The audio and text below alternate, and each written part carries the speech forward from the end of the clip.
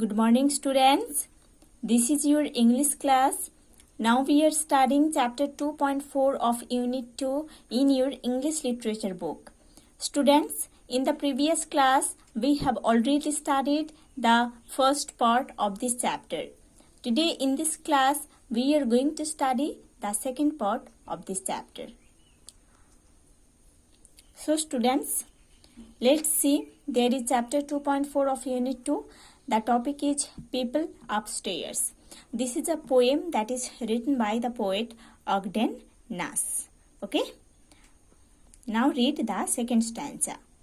They try to get their parties to mix by supplying their guests with pogo sticks.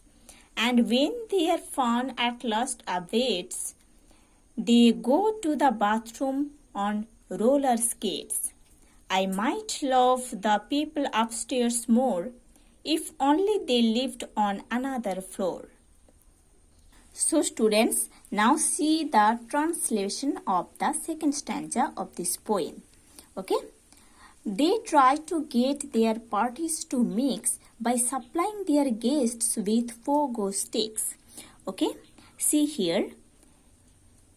Get their parties to mix means entertain their guests with a remix of music, an arrangement of several songs or pieces of music into one continuous piece, especially for dancing. Okay parties में ऐसे होता है कि different songs को साथ में join करके dance किया जाता है.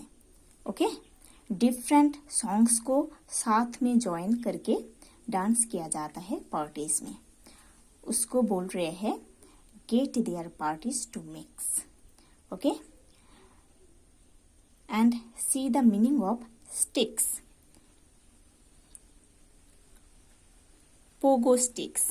Okay pogo stick means a pole with a bar to stand on and a spring at the bottom that you jump around on for fun. Okay? So a pole with a bar जहाँ पर कोई खड़े हो सकते हैं और उसके नीचे साइड में स्प्रिंग लगा हुआ रहता है.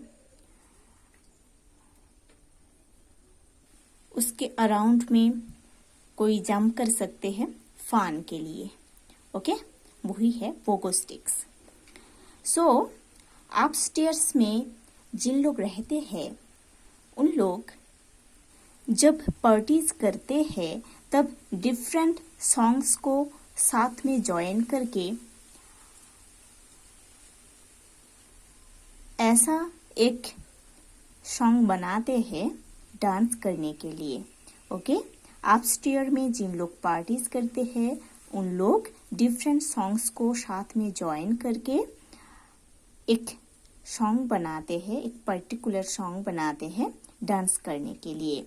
और उन लोग अपने गेस्ट्स को पोगो स्टिक्स देते हैं. इस स्टिक्स से उन लोगों का जो गेस्ट्स पार्टी में आते हैं उस स्टिक के हेल्प से उन लोग फन कर सकते हैं. And when their fun at last abates they go to the bathroom on roller skates. Okay now see the meaning of abates. Grows less strong और stops means grows less strong धीरे धीरे week होना या stop होना. ठीक है week होना मतलब कम स्ट्रॉन्ग होना है ना और खत्म होना. ठीक है so when their fun at last abates जब पार्टीज में सारे गेस्ट्स का फन खत्म हो जाता है या कम हो जाता है तब उन लोग रोलर स्केट्स में बाथरूम जाते हैं. ओके जब पार्टीज में गेस्ट्स लोगों का फन खत्म हो जाता है या कम हो जाता है, तब उन लोग रोलर स्केट्स के हेल्प से बाथरूम में जाते हैं। I might love the people upstairs more if only they lived on another floor. जिन लोग अपस्टेयर्स में रहते हैं, मेरे को उन लोगों को बहुत ही अच्छा लगता है। जिन लोग अपस्टेयर्स में रहते हैं, अपर फ्लोर्स में रहते हैं, उन लोगों को मेरे को बहुत अच्छा लगता है। बस उन लोग अनदर फ्लोर में रहते हैं।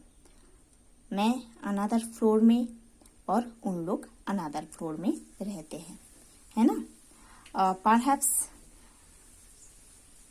पोएट जो है उन्होंने लोअर फ्लोर में रहते हैं और अपस्टेयर्स में जिन लोग रहते हैं उन लोगों के बारे में पोएट बोल रहे हैं। पोएट बोल रहे हैं कि अपर फ्लोर में या अपस्टेयर्स में जिन लोग रहते हैं उन लोगों को मेरे को बहुत अच्छा लगता है और उनसे मेरा जो डिफरेंट है, उन लोग अपस्टेयर्स में रहते हैं और मैं लोअर स्टेयर्स में रहता हूँ। Okay, so students, you have to study the whole chapter, the whole poem properly. Then we will do the exercise works and question answers from this chapter.